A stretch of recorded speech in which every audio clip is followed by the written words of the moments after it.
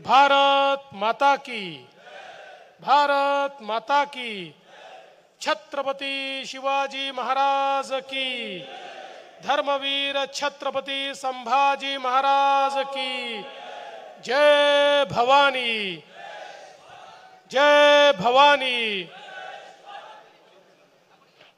आज सर्वप्रथम मराठा क्रांती सूर्य आणि ज्यांनी मराठा समाजाकरता सर्वात पहिल्यांदा बलिदान दिलं ते स्वर्गीय श्री अण्णासाहेब पाटील यांच्या 91व्या जयंतीच्या निमित्ताने या ठिकाणी होणाऱ्या कामगार मेळाव्यामध्ये मंचावर उपस्थित असलेले सन्माननीय माजी मंत्री गणेश नाईक साहेब, सन्माननीय आमदार मंदाताई म्हात्रे, या कार्यक्रमाकरता ज्यांच्या निमंत्रणाहून मी या ठिकाणी येतो ते माझे मित्र, माझे बंधू आणि खऱ्या अर्थानं 1 लाख मराठा उद्योजक तयार करून ज्यांनी एक मराठा समाजामध्ये नवीन रेकॉर्ड तयार केला ते नरेंद्र अण्णासाहेब पाटीलजी, आमचे मित्र शशिकांत शिंदेजी, प्रवीण दरेकरजी, प्रसाद लाडजी, निरंजन डावखरेजी, संजीव नाईकजी, संदीप नाईकजी, सागर नाईकजी, रामचंद्र गरजजी, दत्ता घंगाळेजी, श्रीधर डुबेजी, PL खंडागळेजी, एकनाथ जाधवजी, गुलाबराव जगताप, अशोकजी डफ, कीर्ती राणा, प्राचीताई आमच्या वहिनी, त्याचप्रमाणे रविकांत पाटील, भारतीताई पाटील, शंकर पिंगळे, संजय पानसरे, शुभांगी पाटील, शशिकला पाटील, मंचावरील सर्व मान्यवर आणि या ठिकाणी उपस्थित सर्व माझ्या भगिनी आणि बंधूंनो, दरवर्षी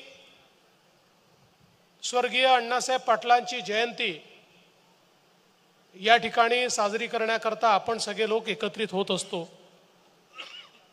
आणि गेले काही वर्ष नित्य नियमाने कुठलाही कार्यक्रम असला तरी हा कार्यक्रम करूनच पुढच्या कार्यक्रमाला मी जातो, कारण या कार्यक्रमात एकीकडे स्वर्गीय अण्णासाहेब पाटील यांना आदरांजली देण्याची संधी मिळते, तर दुसरीकडे आमच्या माथाडी कामगारांचं दर्शन घेण्याची, त्यांच्याशी संवाद साधण्याची संधी देखील याच कार्यक्रमाच्या माध्यमातून मला मिळते आणि म्हणून खऱ्या अर्थानं या ठिकाणी मी येत असतो। आपल्याला कल्पना आहे आमच्या माथाडी कामगारांकरता जो संघर्ष स्वर्गीय अण्णासाहेब पाटलांनी केला, जो माथाडी कामगार छोट्या छोट्या गावातनं या ठिकाणी आला होता, मजुरी करत होता, ओझं वाहत होता, पण त्याच्याकडे कोणी पाहायला तयार नव्हतं। या कामगाराचं काय होईल, याचं भविष्य काय, त्यांच्या मुलांचं भविष्य काय, हे प्रश्नचिन्ह त्या ठिकाणी लागू व्हायचं। एक प्रकारची पिळवणूक या सगळं कामगारांची त्या ठिकाणी होत होती आणि त्यावेळी स्वर्गीय अण्णासाहेब पाटलांनी एक लढा उभारला आणि त्यांनी आणि अनेक लोकांनी मिळून आमच्या माथाडी कामगाराला संरक्षण मिळालं पाहिजे या संदर्भातला प्रयत्न केला। आपला कायदा आणि त्यानंतर त्या कायद्याच्या माध्यमातून मिळालेलं संरक्षण, वेळोवेळी त्याकरता झालेला संघर्ष, या सगळ्या गोष्टींमुळे आज माथाडी कामगारांचं दैवत म्हणून स्वर्गीय अण्णासाहेब पाटलांकडे आपण पाहतो आणि त्यांच्या माध्यमातूनच एक मोठी प्रेरणा ही आपल्याला सातत्याने मिळते। या ठिकाणी हा कायदा देशामध्ये एक आगळा वेगळा अशा प्रकारचा कायदा आहे आणि आपल्याला कल्पना आहे की आज खूप स्थित्यंतरं झाली, सर्व क्षेत्रामध्ये तंत्रज्ञान यायला लागलं, माणसाचं काम मशीन करायला लागल्या, पण अनेक दबाव आले तरी देखील आम्ही सातत्याने हीच भूमिका ठेवली की माथाडी कामगारांचं संरक्षण झालंच पाहिजे, त्यांच्या हक्कांवर कुठलीही गदा आम्ही येऊ देणार नाही। आणि सातत्याने ज्या ज्या वेळी अनेक कायद्यामध्ये बदल करण्याचे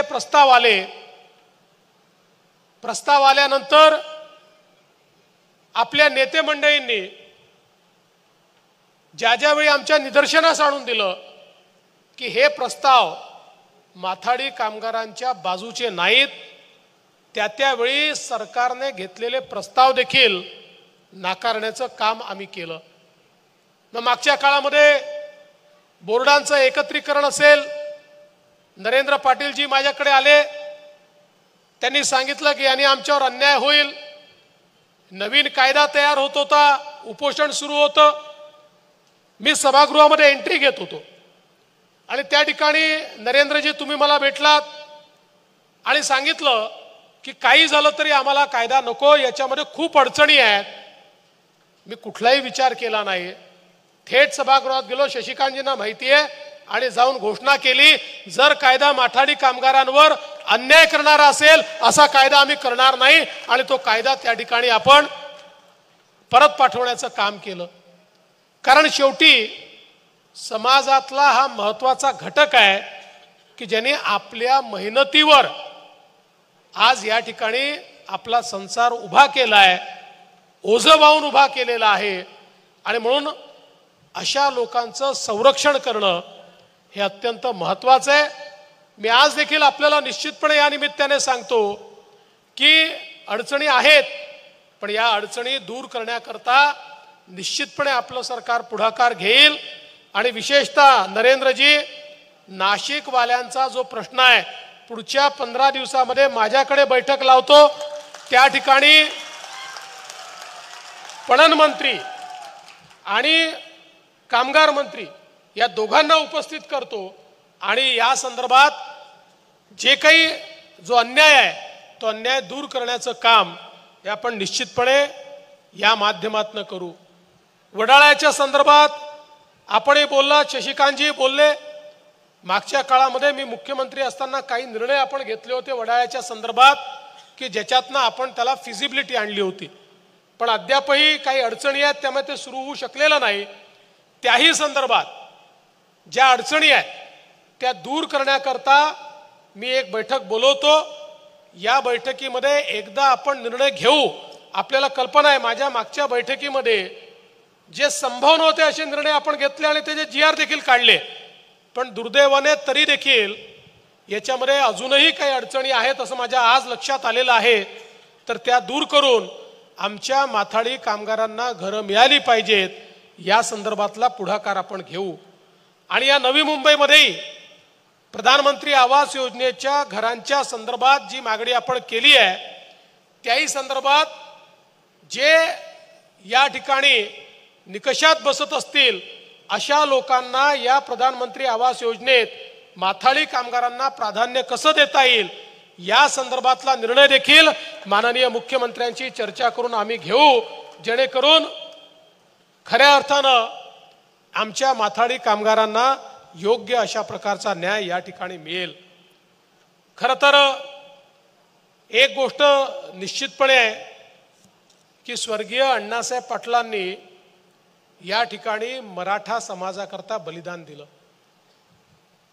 ज्यावेळी त्यांनी बघितलं की स्वराज्याचं रक्षण करणारा हा समाज, गावगाड्याचं नेतृत्व करणारा हा समाज, पण या समाजाला एक प्रकारे कुठेतरी अडचणीत आणण्याचं काम झालेलं आहे, त्यावेळी या समाजाला प्रतिनिधित्व मिळालं पाहिजे, कुठेतरी नोकऱ्यांमध्ये शिक्षणामध्ये समाज पुढे गेला पाहिजे, या दृष्टीनं स्वर्गीय अण्णासाहेब पाटलांनी त्या काळामध्ये ही मागणी केली की आर्थिक निकषावर या ठिकाणी हा मागास असलेला समाज आहे, या समाजाला त्या ठिकाणी आरक्षण मिळालं पाहिजे। दुर्दैवाने त्यांची मागणी ही मान्य झाली नाही, त्याच्याकडे दुर्लक्ष झालं। अतिशय व्याकुळ अण्णासाहेब पाटील अतिशय व्यथित त्या ठिकाणी झाले आणि त्यांनी निर्णय केला की जर मराठा समाजाला मी न्याय देऊ शकत नसेल तर माझ्या जीवनात कुठलाही अर्थ नाही, आणि त्यांनी आपलं बलिदान हे मराठा समाजाकरता त्या ठिकाणी दिलं। खऱ्या अर्थानं आज जी काही मराठा समाजाची चळवळ उभी झाली ती चळवळ ही अण्णासाहेब पाटलांमुळे उभी झाली, हे आपल्या सगळ्यांना लक्षात घेतलं पाहिजे। आणि हे खरं आहे की अनेक अडचणी अजूनही आहेत। मला आठवतं मी मुख्यमंत्री असताना आपण मराठा समाजाला आरक्षण दिलं। देशामध्ये मराठा आरक्षण एकमेव आरक्षण होतं की जे उच्च न्यायालयात आपण टिकवून दाखवलं।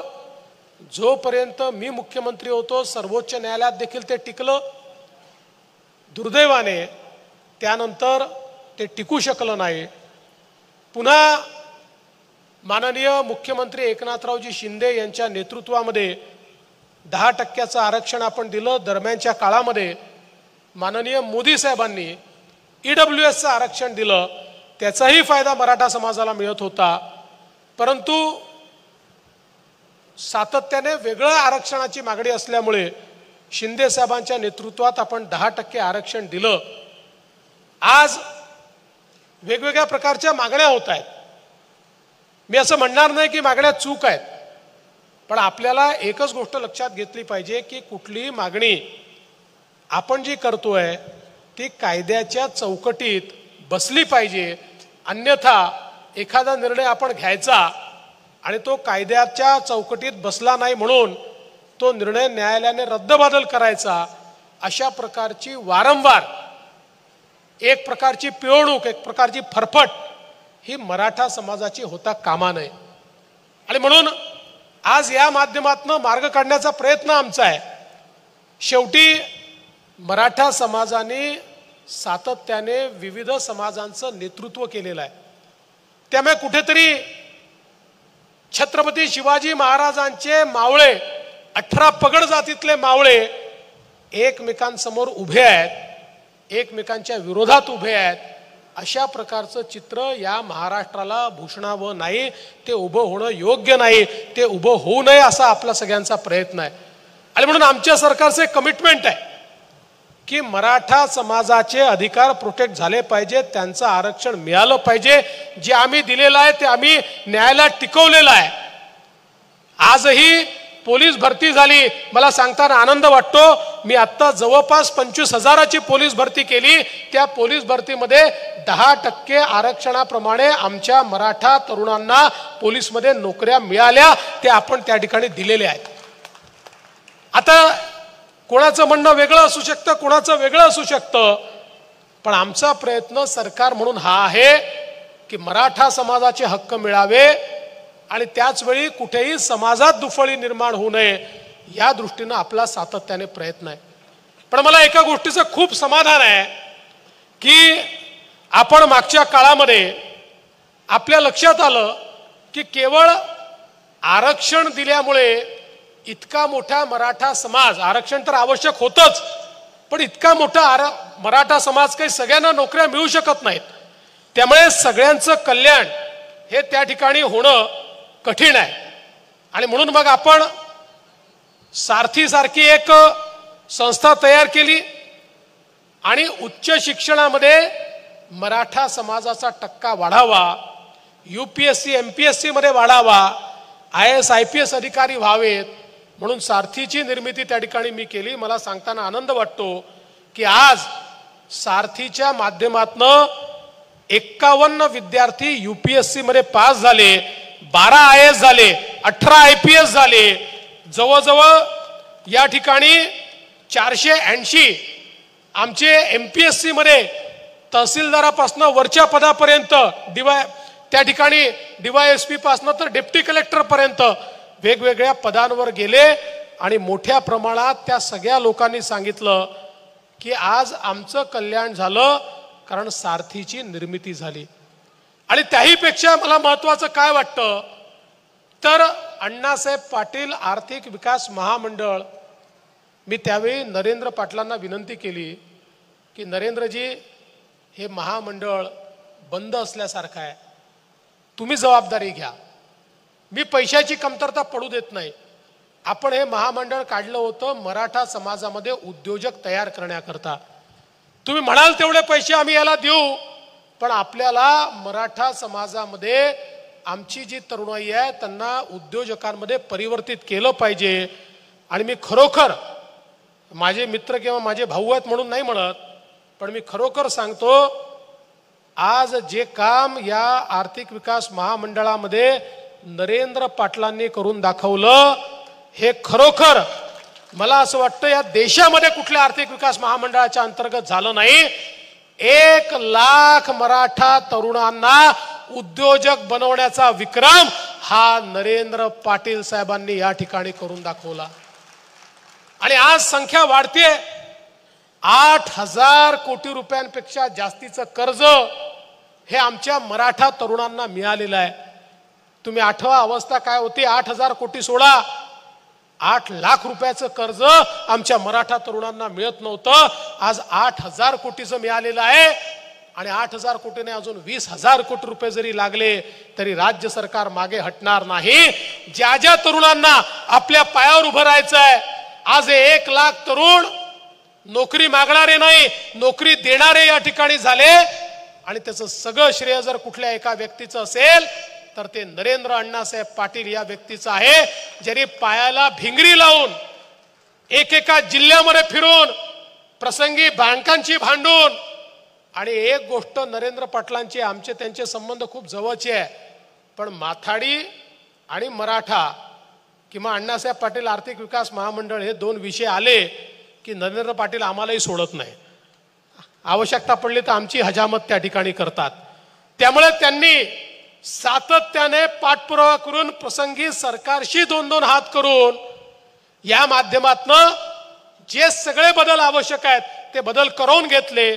आणि आज सगळ्यात सुलभतेनं कुठलं कर्ज मिळत असेल तर ते अण्णासाहेब पाटील आर्थिक विकास महामंडळाचं कर्ज या ठिकाणी मिळतं हे त्यांनी निश्चितपणे करून दाखवलंय.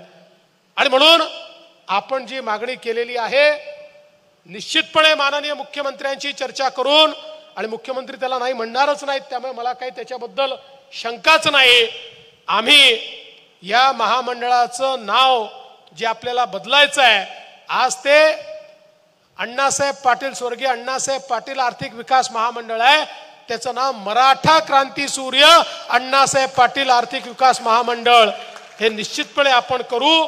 आणि त्याची जेवढी व्याप्ती वाढवता येईल तेवढी व्याप्ती आपण निश्चितपणे वाढवू. आज मला हे देखील सांगितलं पाहिजे की आमचे जे तरुण शिकतायत त्या तरुणांकरता हॉस्टेलच्या योजना आपण आणल्या. ज्यांना हॉस्टेलमध्ये जागा मिळत नाही त्यांच्याकरता निर्वाह भत्त्याच्या योजना आपण त्या ठिकाणी आणल्या. जवळपास आपण महानगरांमध्ये ज्या मुलांना हॉस्टेलमध्ये जागा मिळत नाही त्यांना 60,000 रुपये वर्षाला निर्वाह भत्ता म्हणून देतो, कारण आपली मुलं शिकली पाहिजेत. मागच्या काळामध्ये फी मध्ये 50% सवलत दिली, आता तर मुलींना 100% सवलत आपण त्या ठिकाणी दिलेली आहे. मोठ्या प्रमाणात आपली मुलं शिकली पाहिजे अशा प्रकारचा प्रयत्न आमचा आहे. आज खरं म्हणजे अनेक गोष्टी या ठिकाणी मांडण्यात आल्या. मी आपल्याला एवढंच सांगतो की आपली जशी कमिटमेंट ही माथाडी कामगारांसोबत आहे, आपल्यामुळे माझंही नातं तसंच आज माथाडी कामगारांशी तयार झालेलं आहे. त्यामुळे आपण मला वेगळं समजू नका. मी सरकारच्या बाजूला असलो तरी देखील माझं मन हे माथाडींच्या बाजूनी आहे. त्यामुळे जिथे जिथे माथाडींकरता निर्णय घेण्याची वेळ येईल त्यावेळी माझं मत हे सरकारच्या बाजूनी नसेल, ते माथाडींच्या बाजूनी असेल हा विश्वास तुम्ही या ठिकाणी ठेवा. आणि हे करत असताना तुम्ही मदत केलीच आहे आणि पुढेही तुमची मदत मला हवी आहे. ती म्हणजे माथाडींच्या नावावर जे फेक व्यवसाय करतात आणि आमच्या या पवित्र कारभाराला जे त्या ठिकाणी गालबोट लावतात, ज्यांच्यामुळे ही मागणी होते की माथाडी कायदा हटवा, जे खऱ्या मेहनत करणाऱ्या माथाडींचा माल त्या ठिकाणी स्वतःच्या खिशात टाकतात, अशा लोकांवर काही प्रमाणात कारवाई आपण केली आहे, पुढेही आपल्याला करायची आहे। त्यामध्ये तुम्ही मागेही आम्हाला मदत केली आहे, त्याची अधिक मदत जर तुम्ही केली तर मला असं वाटतं की काही उद्योजक जी मागणी करतात की माथाडी कायदा नको, तेही ती मागणी करणार नाहीत आणि आपला कायदा आपल्याला अधिक मजबूत करता येईल, हा विश्वास या निमित्ताने मी आपल्याला देतो। आणि पुन्हा एकदा या कार्यक्रमामध्ये दरवर्षी आपण बोलवता त्याबद्दल आपले आभार मानतो। या निमित्ताने स्वर्गीय अण्णासाहेब पाटील यांना आम्ही आशीर्वाद मागतो की माथाडी कामगार आणि मराठा समाज यांच्या संदर्भातले निर्णय तातडीनं घेण्याकरता त्यांचे आशीर्वाद आमच्या पाठीशी असावेत, एवढीच या निमित्ताने विनंती करतो आणि माझं बोलणं संपवतो। धन्यवाद। जय हिंद, जय महाराष्ट्र, जय माथाडी।